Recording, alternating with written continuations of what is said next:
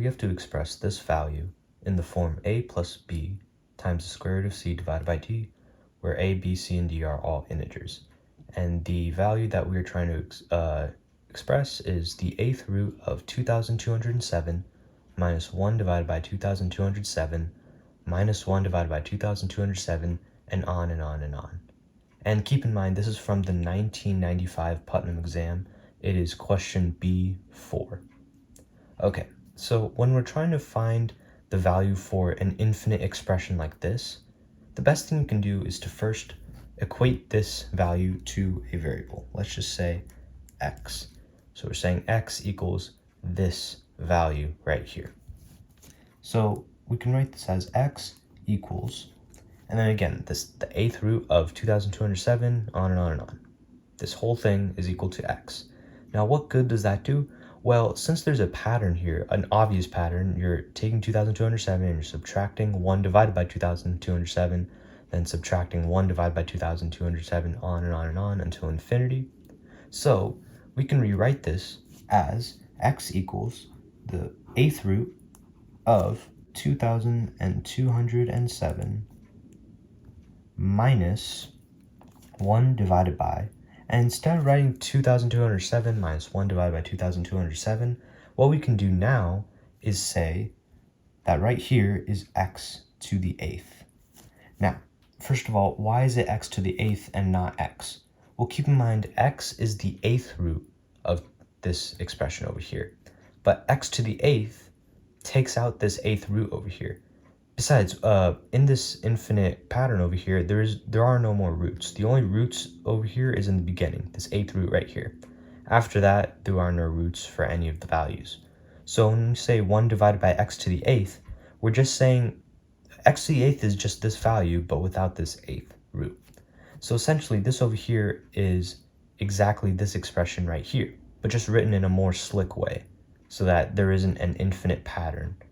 And this way, we can actually solve for this value by solving the value of x. So now we just have to solve for x in this case. So the first thing we can do is take the power of 8 on both sides to get, I'll just write it over here, x to the eighth equals 2207 and 7. Wrote it a little high. Let me just write divided by 1 so it looks a little neater. Minus 1 over x to the eighth. And now let's bring x to the 1 divided by x to the eighth on the other side to get x to the eighth plus 1 over x to the eighth equals 2207. And now, again, we just have to solve for x and we'll be done with this problem.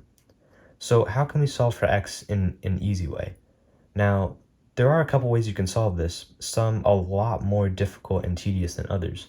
But I think the best way to solve this is by just adding 2 on both sides, for starters. Now, why is that? Well, when you add a 2 on this left-hand side, that means that you can now factor this into x to the fourth plus 1 over x to the fourth squared. Now, why is that? Well, keep in mind, a plus b squared is equal to a squared plus 2ab plus b squared.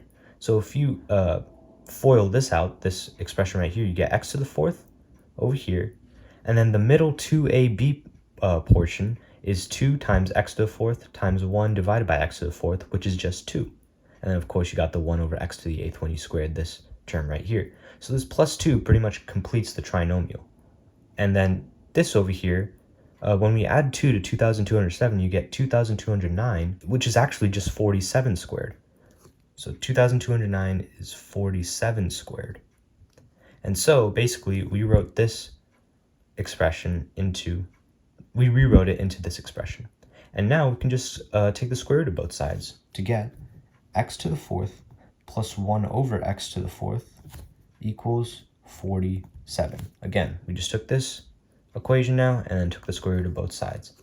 So we went from x to the eighth to x to the fourth. So that worked pretty well. Let's try it again. Let's add 2 on both sides. Add 2 over here, add 2 over here. Now, on this right-hand side, 47 plus 2 is 49, which is obviously just 7 squared. And on this left-hand side, it's the exact same thing for here, except it's x to the fourth and 1 over x to the fourth instead of x to the 8th and 1 over x to the 8th.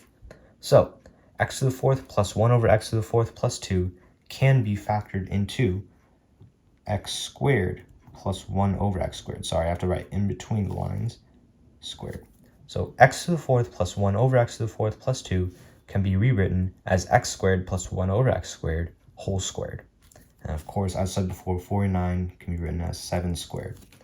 Take the square root of both sides, and then you get x squared plus 1 over x squared equals 7. And we are almost done. Let's try that plus 2 trick one more time. So we add 2, here, didn't leave enough space, but we added 2 on the left-hand side, and we added 2 on the right-hand side. And now you can probably figure out that on the left-hand side, it will be, that's right, x plus 1 over x whole squared. And then 7 plus 2 equals 9. 9 equals 3 squared. Take the square root of both sides. Once again, you get x, let me just write this symbol here. You get x plus 1 over x equals 3. And now we don't have to add 2 anymore. Now we can just multiply x on both sides to get x squared plus 1 equals 3x. And now we just have a normal quadratic equation that we have to solve. Subtract 3x on both sides, you get x squared minus 3x plus 1 equals 0. Apply the quadratic equation, you get x equals negative b, which is 3, plus or minus the radical b squared, which is 9, minus 4ac, which is minus 4, all over 2a. A is 1 in this case because obviously the coefficient of x squared is just 1, so divided by 2. And simplifying that a little bit further, we get x equals 3 plus or minus the square root of 5 divided by 2. And we are almost done. The question asks us to express this in the form a plus b times the square root of c over d. So we don't have to worry about this minus over here. It isn't plus or minus. Instead, we can just write x as 3 plus the square root of 5 divided by 2. So after some algebraic manipulation, we expressed this infinite expression, the 8th root of 2207 minus 1 divided by 2207 minus, and on and on and on, into 3 plus the square root of 5 divided by 2. And we are done.